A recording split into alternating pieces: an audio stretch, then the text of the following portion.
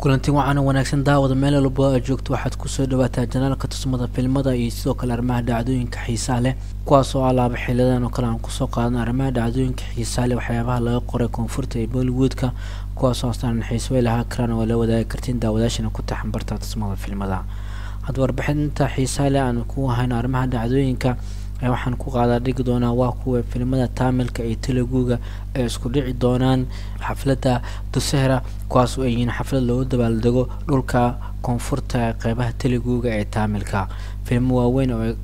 jaraa'id waaweyn ay wataan ayaa waxay ku food istari doonaan hadda filmadaas ayaan isla eegi doonaa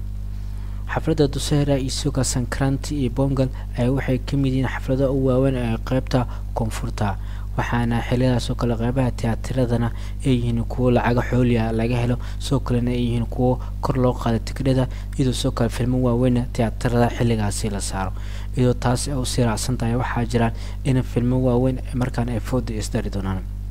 waqtigan marka loo fiiriyo xafladda weyn ee Dussehra waxaa la arki doonaa laba film waaweyn in isku dhici doona sida filmada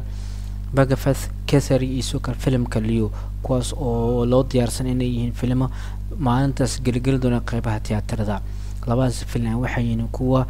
jilayaasha ugu waaweyn ay yihiin kuwa goboladooda awood ku dhaxlay kuwaas oo tiyaatarada filmadaasi loo saari doono iyadoona la ogeyn cidda ay ku sharaaci doonto asaatee qof walba libintiisa ayuu heli doonaa Nandamuri Balakrishna filmkiisa Bhagavat Kesaria iyo soo kale talaafati filmkiisa Leo ay waxay kuwa isku dhici doonaan ama isku dhici doonaan qeybaha tiyaatarada xafladda Dussehra kuwaas oo Bhagavat Kesaria oo yahay film reer Teluguga halka Leo oo yahay film ban Hindiya taas oo rabo in uu targetkiisu yahay daawadayaasha xag walba in ay ka daawadaan filmka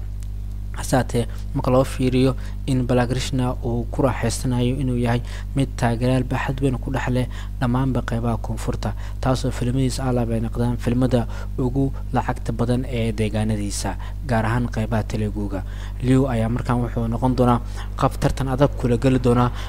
qeybaha Teluguga ee goboladiisa asoo tartankaas la gali doono jalaagan Balakrishna markaan fiirno filmka talaafati Leo ayaa wuxuu yahay mid lagu dhawaaqay xilliga la daawan doono isla mid ah filmka maalinta nafta ahaantiisa lagu dhawaaqay Leo ayaa director waxa ka ah Lokesh Kanagaraj filmkana wuxuu mid tiyaatarada kori doona fasaxada Dussehra iyo soo kale xafladda kale ee Vijayadashami Festival taas oo ku aadan October 19keeda wuxuuna kamid yahay filmada ugu xiisaha badan ugu weyn filmada ee Tamilka Leo ayaa sidoo kale jalaaga talaafati waxa kala soo muuqan doonaan Arjun Bariya Anand Maskin Gautam Vasudev Menon Mansoor Ali Khan kuwaasoo doorka hogaaminta filmkaasi leh halka Trisha Krishnan waa doorka atirshada hogaaminta Sanjay Dutt waa doorka filmka waxaa soo kale inay jirtay filmka Ram Pothineni iyo soo kale Boyabati filmkooda Skant ayaa soo kale waxaa loo jadwalay in la daawado Dussehra asaatee ugu dambeyn ay waxay iskaga baxeen tartanka halkaas Balakrishna filmkiisa Bhagavat Kesaria ay waxaa directorka Ani Rafibudi wuxuuna film tiyaatarada kori doona October 19keeda jalaaga reer Bollywood ee Arjun Rampal ayaa wuxuu yahay mid doorka xumaanta filmkaasi ama doorka laadarka leh filmkan ay waxaa soo kale qeybta atirshada hogaaminta waxaa ka atirshada Kajal Agrawal filmkan ay soo kale waxay door ku leh atirshada Shri Leela iyo soo kalena waxaa music composer-ka iskale Thaman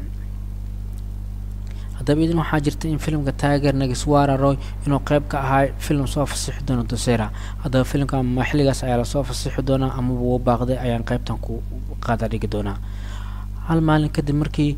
filmka Bhagavat Kesaria tiyaatarada uu koro ayaa Rafi Teja filmkiisa aad ku xiisaha badan ee Tiger Nageswara Roy wuxuu yahay mid loo jadwalay in la daawado October 20keeda asaatee filmkan aan la ogeyn in waqtigiisa ku imaan karo in kalaba film soo saarayaasha ayaa waxaa laga yaabaa in filmkan ay dib u dhigaan iyadoo soo kale weli war rasmi ah filmkaasi la xiriira aan la ogeyn filmkan waa ban Hindiya iyadoo soo kale jalaagan oo yahay mid filmadiisa alaaba ay guul ka gaaraan isagoo filma sheeko fiican la imaada filmkaas qeyb waxa ka Nubur Sanon